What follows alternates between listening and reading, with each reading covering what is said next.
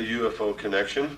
We have one of the most controversial figures in the entire scene, political or UFOs, and I'm proud to say that we're talking to Mr. Bill Cooper. Bill? Hello. My pleasure, and thank you very, very much. I feel really special to have this little talk with you. One thing I want to ask you, and it's been on my mind, why aren't you speaking at this particular convention? If they haven't asked you, or? No, I wasn't asked, and some conventions I'm never going to be asked because of the type of convention that it is. So it's a political thing, you think? No, and this one is not a political thing. I know that Wendell Stevens knows exactly what's really going on, and he knows that I know what's really going on. But that politics has nothing to do with why I wasn't asked. It's because this is a special kind of convention where the whole feeling is supposed to be up, feeling good, very spiritual. Really? A lot of times my message is misconstrued as being not spiritual or being overly negative. I think they miss a lot of what I say because my point is that to be a spiritual person, to be a person that really matters, and to really keep your power, which is your spirituality, and not become a slave, you have to know what the problems are. You have to identify them. You have to be mature enough and responsible enough to look them in the face and say, I've got to do something about this. And unfortunately, a lot of things that I talk about, if we don't do something about it, it's not going to make a pile of beans whether you're spiritual or not. You're going to be somebody's slave in a future New World Order that's going to be a totalitarian socialist state. Yeah, I know. I found a lot of people since I've been researching for myself, and we've been doing this since April of 1989, which isn't a very long time. But I found out that there is a definite bunch of people in this field that do want to kind of look on the rosy side all the time. And I think that's kind of Pollyanna-ish. Myself, I think you really got to look at all sides of the pictures, and there's definitely two sides to this picture. There's definitely two or more sides to all of this stuff, you know. Mm-hmm. And we can't address it, like you just said, unless we do look at all of it, you know. That's correct. So I agree with you completely. It's human nature to want to believe in some race of benevolent space brothers that will come and save us from ourselves. But it's not logical, and you can't make it work any way you look at it. There may be a lot of benevolent people out there in the universe, I don't know. But one thing is for sure, any sentient being or species always has one thing first and foremost in any action that it does, and that's its own best interest and the survival of its own species. If they're looking down here watching us kill each other and war against each other and plot against each other and manipulate each other for centuries, why would they come down here and pick us up and take us to their planet so that we can do the same thing there? It doesn't make any sense at all. I think if there is a benevolent force out there, if they're there, they may be helping us in other ways. They may be giving us information. They may be giving us spiritual support, maybe. But the ultimate outcome of anything that happens here on this earth in our future is going to depend on us, not on some outside group of people from anywhere. Well, let me just jump in real quick, and right in the middle of this thing is there anything right now before we go on that we can, because what we do is we impart this information all over the place. We're into networking. And is there any kind of a certain message that we can give out now to people that just may be the first time that they're seeing you? Like the message I always put out is to love all things, but do as you wish. That's the message that I put out that I've gotten since I've been in the UFO stuff. And that's basically, it says, just, you know, take responsibility for your actions, but do whatever you think needs to be done, you know. And if it's to come down on people that are hurting our planet, then we need to come down on them. We need to expose them, not just hope they're going to go away, because they're not going to go away. Is there any kind of a thing that you can zap us with? Yeah, I like what Teddy Roosevelt said. He said basically what you said, but he sort of covered himself. He said, walk softly, but carry a big stick. It's okay to love the world and love everybody you meet, but for instance, in my situation... Everything. That right. means the plant, that means the earth. Absolutely. There are intelligent people out there who unfortunately don't think that way. Okay. And if you let your guard down and give them unconditional love, they're going to smack you upside the head with a 2x4. So there has to be a maturity and a responsibility in everything that we do. What I would say to everyone, if this is the first time they've ever heard me, is don't believe a word I'm saying or anyone else is saying. My message, I guess, to everyone, and it's what I've tried to put across in my book, in all my lectures, everything that I do, is that you've got to learn to use your own brain, learn to do your own research. Don't follow anyone blindly, and for God's sake, never worship a leader. Right. And that's the only way you can find your own truth. And that's the only thing in this world that counts, is your own truth. But it's got to be the truth. You can't fool yourself, and you can't let other people fool you. What most people believe is reality. I have found through my stint with Naval Intelligence and through the last 19 years of research is really a ride on Mr. Toad's car in Disneyland. And I've got the message that I want to give everybody is your e-ticket's just expired. And if you've never been to Disneyland, don't know what an e-ticket is, that was the ticket you could buy at the gate that you could ride all the rides you wanted to, as long as you wanted to, and you never had to pay anything or do anything other than have that e-ticket. Well, the ride's over. There's some people in this world who are about to destroy the sovereignty of nations, take away our Bill of Rights. I believe you. The UFO thing is integrally tied into this in some way. I'm not exactly sure how, but if extraterrestrials are real, then they're controlling everything, believe me. If they're not real, they're being used as a threat from without to scare people into coming into this one world global unity of humanity in order to face that external threat. But in the process, we're going to lose. The ordinary man will lose. A lot, in fact. My search is for the truth. And I would like for everybody to start looking for the truth instead of dialing Channel 6, listening to President Bush or Walter Cronkite or anybody else, and believing them blindly, because it's Most mostly... people are pretty lazy, more or less, Yeah. you know. They just like to watch the television. They don't even buy the paper anymore, and the paper is, you can hardly believe what you can read in the paper, but a lot of people aren't even reading the paper. And forget cable, which cable I think is one who might be the salvation of the planet if we can just get cable to everybody and we can put good shows on, such as our show. That's But correct. we are about the truth. I have a show, the whole show is called The Shane Eden Show with Lou Golden. And within that framework, we do the UFO connection about 50% of the time, and the rest of the time, and the motto of our show is the truth. We want the truth. That's all we want. I don't care if it's for us or for you or whatever, just the truth.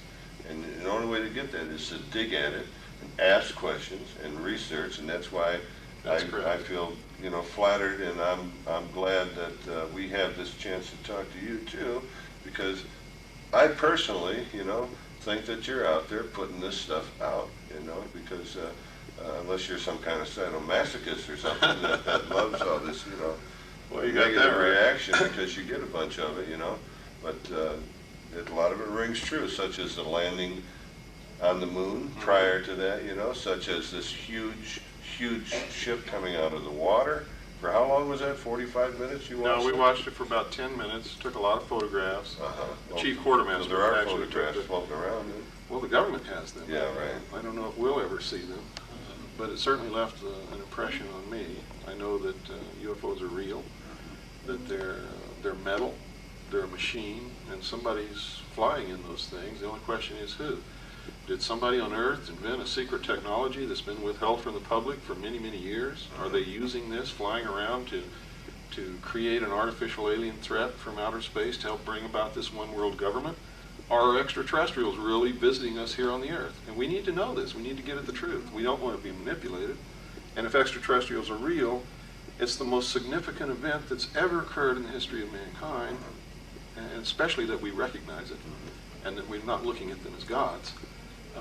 It's important that we know this and that we deal with it, really deal with it. Right. And you said an important word, which we always say too, if these are real. We're not saying, I'm sure you're not saying that these are, like you No, just said. no. But we need to investigate it. Right. We need to see if something is underneath. Would you want, now if you want any of this cut out, we can cut it out, but otherwise we're going to go straight on. as you mentioned earlier, that Dulce was the incorrect name to use, that there's someplace else. But if we want to find out what's underneath here, we would like to see what the hell's under here. We're the people. Right. We run this country, not the military. Right. You know, they just work for us. And what is this top secret crap, you know? We need to find this stuff out. The whole concept of hiding something behind a veil of national security is a manipulation. It's false. When we have a nuclear arsenal that is as big as we have, and when the Russians have a nuclear arsenal as big as they have, there is no such thing as national security. We can destroy the earth ourselves. If someone is foolish enough to attack us, they're dead. Probably the whole earth will be dead if we retaliate. Yeah, look what happened to the poor Iraqis over there. Yeah. I mean, I don't mean Saddam Hussein, which we should have got in the first place. With one guy could have got him. I don't mean to cut into what you're saying, but exactly, we're a fearsome nation. But the point is we have it. Everybody knows we have it. What is there to hide? I mean, is there some other super secret weapon that we need to hide? How can anybody hurt us when we have this arsenal? The National Security Act is being used to keep information from the United States citizens, not to protect us from an enemy from without. There's no one that can hurt us when we have this. It just cannot be done. If they attempt it, they're going to be destroyed. We're going to be destroyed. Only madmen would do something like that. And if they're going to do it, they're going to do it, and no National Security Act is going to protect us or shield us from it. They've got to open the file cabinets. They've got to let us see what the truth is. Like you said, this is our country. Unfortunately, most Americans don't vote. They're not responsible citizens. They've abdicated their power. They've given it to the enemy. And the enemy, believe me, is taking it and using it. And we need to get politically active. We need to learn what the truth is. We need to exercise our vote, because each vote is a block of power. And a lot of votes is a tremendous block of power. The concept that someone is just one person and that they're helpless is totally false. And look back through history and see how many times throughout the history of the human race, one single, solitary, lonely, fragile human being has changed and altered forever the entire course of civilization and human events from that point. And they're no different then or now than you or I or the man running the camera or the woman next door. They were flesh and blood, scared, lonely human beings just like everybody else in the world. I've got a question. It's a good message. Go ahead, Ted. And I'm directing this for one reason, because I feel,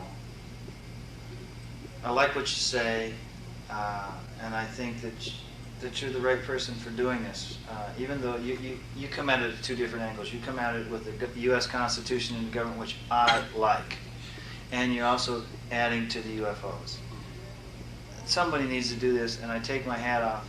I wish I had the time and the eyes and the experience that you have to do it. But my question is this. President Bush just went to the hospital yesterday. Mm-hmm. They all tend to go to the Bethesda Hospital, and it's in Maryland. And it's a Navy hospital, intelligence hospital. And as I remember in the incident with Eisenhower, he was shifted away all of a sudden for a dental appointment that never happened. Could this be something, you being in intelligence, could this be a secret meeting room? And you don't have to answer this. And I can shut off the tape if you want. But could it be, and you can direct this question to it. Please just ask the question. But could it be a secret meeting room where the president needs to get together with a bunch of people that the community doesn't want to know about? So he gets a heart attack, or he has a colon attack, or he needs to take a mole off, so he goes to the hospital and he meets with these people. No, I don't think that's what it is. I think what it is that a lot of us out here have been bringing tremendous pressure on the administration and on the Congress and on the president about what we know is going wrong, about the Kennedy assassination, about the fact that the hostages were held and released only 30 minutes after Ronald Reagan was sworn in, Right.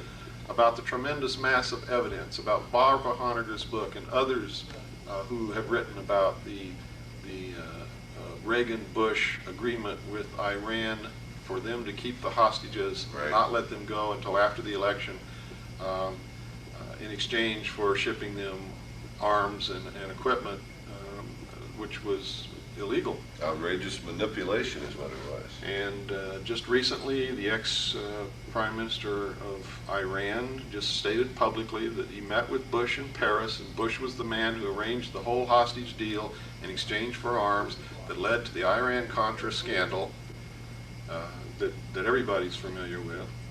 And I believe that Bush is worried. I believe he's scared to death, because I think pretty soon we're going to see the end of George Bush. The man is dirty, he's a criminal, and I think he may have had a real heart attack, but in any event, while he's at Bethesda Naval Hospital, his memory will be erased during that period of time by EDOM, which is electronic dissolution of memory. It's a mind control technique that the CIA has developed over the last 40 years, and when all of this breaks down, even if he's impeached, he won't be able to incriminate a whole lot of other people, and the damage will be contained. Even though he may lose the presidency, the intelligence network is not going to fall to pieces, and that's what they're trying to preserve, I believe. Remember that when James Forrestal went to Bethesda Naval Hospital, he was killed. Remember that when Richard Nixon resigned, it said on the steps of the White House, when he was saying his farewell speech, he said, "Within a few days, I'm going to tell the American people the truth about UFOs." Immediately, he was snatched, taken to the mental ward of Bethesda Naval Hospital, and he's never said another word about it since. And Ford said he was going to say something too when he first took office. He said he's going to let the whole world know. That was on national television. And he never did. Nothing. Carter also said when he gets in the White House that he was going to order NASA to make an investigation and tell the truth about UFOs. Well, he did give the order to NASA, and NASA never did it, and he never enforced his order. So anyway, I think the Bush administration is going to come tumbling down very shortly.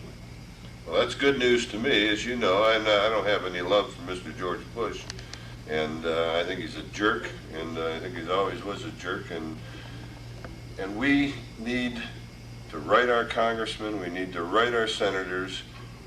We are in a sorry state of affairs when in this United States of America, which is supposed to stand for truth, we can all pursue life, liberty, and the pursuit of happiness here. When we have to worry about what our neighbors are, we have to worry about what we do, what's happening, is the president this, is the president that, if he goes, wow, and all of this is terrible, folks. Stop and think for a minute. This is absolutely terrible. And when it's got to this state where there's smoke, there's fire, all right? All we're saying is, like Mr. Cooper said just a few minutes ago, wake up. Start opening your eyes and ears, research, investigate, which is we're going to do. And you know, those of you that watch the show know that we do, and we don't hold any punches. And we are going to topple this regime that we got, and we are turning fascist in this country. And that's certainly not what I want. And if that's what you want out there, buddy, then you're in trouble, because you're my enemy. You know, and I'm going to do my best to pull you down. And I'm going to do it legally. And I'm going to do it with righteousness. And that's all. My little soapbox that I want to get off to. We can say goodbye here. I would like, you probably said this story ad infinitum though, but the one that I really haven't, I would like to hear it from you, is about this ship that you saw that came out of the water. 1966. You want to talk just a couple minutes about that? Sure. And I'd like to hear just what that thing looks like. I'm very interested, personally, my forte is what these things look like, and I'm very interested in their culture and what they have to say to us or not say to us. That's, for some reason, that really interests me. Well, I think it should be interesting to everyone. If they're real, I think it'd be unbelievably eye-opening. But this must have been amazing, because I understand the size of this craft was just It was amazing to me because I didn't believe in UFOs, even though I was reared in an Air Force family and my father was a pilot, and I had heard the pilots talking about UFOs all my life. And when I left home, I went into the Air Force and I met sergeants who told me, after they had had quite a few glasses of booze down their gullet, they'd tell me stories about having participated in recoveries of crashed extraterrestrial alien craft, flying saucers. I didn't believe that either, because they were always drunk when they told me these stories, and I was a junior airman in the Strategic Air Command, and I knew that they liked to pull our leg all the time. Sure. So when I went in the Navy, I was on a submarine, USS Tyru, SS-416, and we were traversing transiting from the Portland-Seattle area to the Pearl Harbor submarine base on the surface at about 10 knots. I was the port lookout, and it was afternoon. It was a bright day, but it was a little overcast, and the sun was not out. Off the port bow, I was looking right at it. It came right up out of the water. A flying saucer, the size of an aircraft carrier, about 2.5 nautical miles away, came up right out of the water with water streaming from the air around it, not from the craft itself, but from the air around it. Went up in the air and just tumbled lazily like this, and then just went right up into the clouds and disappeared. And I was just dumbfounded. Dumbstruck is the word for it. I couldn't speak. Is this a spherical saucer that we tend to think of? Yeah, it didn't look like a Klingon warrior ship or something. No. This was round, like a dinner plate, with a raised portion in the center. Classic. It looked like it had vents and windows and things. It was obviously a machine. It was pewter colored. The underneath was concave. I guess it's concave. I get confused between concave and convex. Yeah. But anyway, it went up in the center underneath, and then up over the top. And it was huge. And I reported this to the officer of the deck as I had seen something off the port bow, because I didn't want to tell him I'd seen a flying saucer. I didn't want to be the laughing stock of the boat. You know, in a submarine, it's a close crew, and if you're an outcast, that's it. You might as well leave forever. So I told him I'd seen something off the port bow, and it disappeared. I didn't know what it was, but it was something big. Would he please help me look over that area? He started looking with his glasses, and starboard lookout heard me tell him this, and he began to look also. And I never expected to see it again in my whole life. But either the same ship or another one just like it came down out of the clouds, tumbled again on its axis, and a hole just opened up right in the ocean, and it just went in. So the water opened up? Just opened up, and then the water closed behind it, and there was no splash, no nothing. It was incredible, absolutely incredible. The officer of the deck turned around to me. His name was Ensign Ball, and he just had the most unbelievable look on his face. And he just looked right at me, and he said, "This had to happen on my watch." And I knew exactly how he felt. He had to tell the captain that we had witnessed a flying saucer, and he didn't want to do that because it meant the end of his career if the captain didn't believe him. So he called the captain to the bridge, called for somebody to bring up a camera. The captain came to the bridge, the chief quartermaster behind him with a 35mm camera. And the five of us stood on the bridge and watched this repeat itself over and over again for about 10 minutes. Chief quartermaster taking photographs all the time. We were told not to discuss it with anyone, not even amongst ourselves, that it was classified, top secret.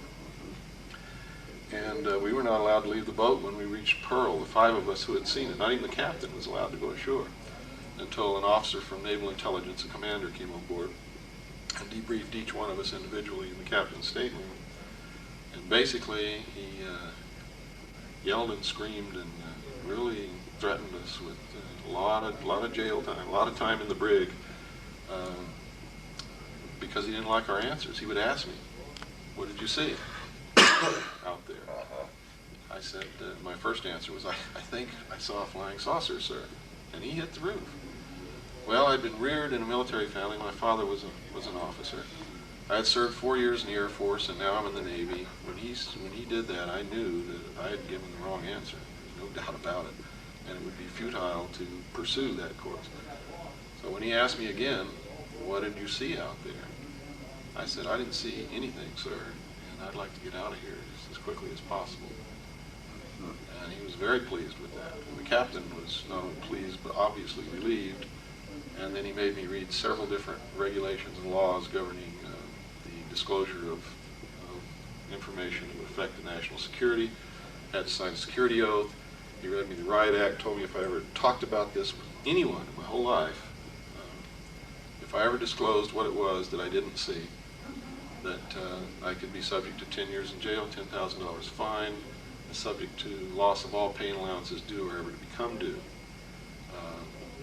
And that's how they keep people in the military and the government quiet. My own father, he says, "I've known about this for years, son." He says, "But they bought me a long time ago." He says, my retirement is your mother and I's only income." And if I can't help you. If I try to help you, we lose him. And I understood his predicament. I don't agree with what he's doing. I think he should talk, and I don't think he'll lose anything. But he's afraid of it. And he comes from a different era. He was a poor man from Oklahoma and went in the service, and they taught him how to fly and made him an officer, and he had a damn good life. But he remembers the Depression. Shane, let me ask one question, because they're going to have to... Yeah, I want to let him go too. Thanks for indulging me. But I'd like to have one question, and I'll shut this off, and if you don't want to answer it... Well, let me just say. You want to plug a book or anything? Yeah. We can do that. Okay. I have a new book out. Behold. Well, wait a minute. I'm on. Go ahead. You ready? Yep. Look Okay, right into go me. ahead, and I'll just edit all that junk out. But, Yeah, you can look straight into me when you say it. Full copy of this Oh, great. before I edit it and after I edit it. Okay. Wonderful. So look, when you plug your book, look straight into the camera, because it'll be going straight off the TV. Okay, go ahead. I have a new book out, Behold a Pale Horse. It's 500 pages of extensively I documented heard research good stuff about that. from the last 19 years, and includes what I saw when I was in Naval Intelligence that made me leave the service before I could have retired, in disgust, literally. I've been told by experts that this is the most thoroughly documented book on these subjects that they have ever seen, and I can guarantee you that it contains more suppressed information than has ever been printed in one book in the history of human civilization. If you want to get a copy of this book, send me $20 plus $3, $23 total, to William Cooper, Post Office Box 3299, Camp Verde, Arizona 86322. That's Post Office Box 3299, Camp Verde, Arizona 86322. If you'd like to call me and talk to me, 602-567-6536. We also have tapes, and we have the Kennedy assassination tape in color, clear and crisp. You can see with your own eyes exactly who shot President Kennedy and destroyed the political will of this nation. Well, that's fantastic. Anybody that needs any more information or wants to pass anything along, just get a hold of us at the show, and we're going to pass this information along to Mr. Cooper or send you back some information, whatever you want. Well, thank you very, very much. Thank you for having me. And it's a pleasure to meet you. I bumped into you the first time, as you remember, over at Beckley's thing there in 3 weeks. Mm-hmm. And I knew you were sizing me out then. I'm very thankful to our mutual friend for getting us together. And Well, Roger was the best man at my wedding. I Yeah. trust Roger, and he would never do me dirty. well, Ted and I spent about a week, 10 days with him, and he's a pretty crazy guy, and we had a lot of fun too. So I respect Roger a lot too. And thanks again. And thanks for watching.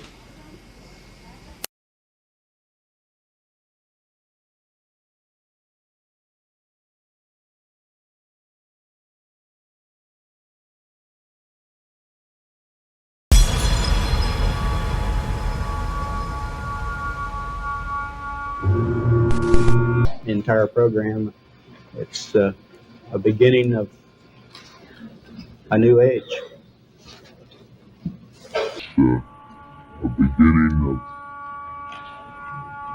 a new age.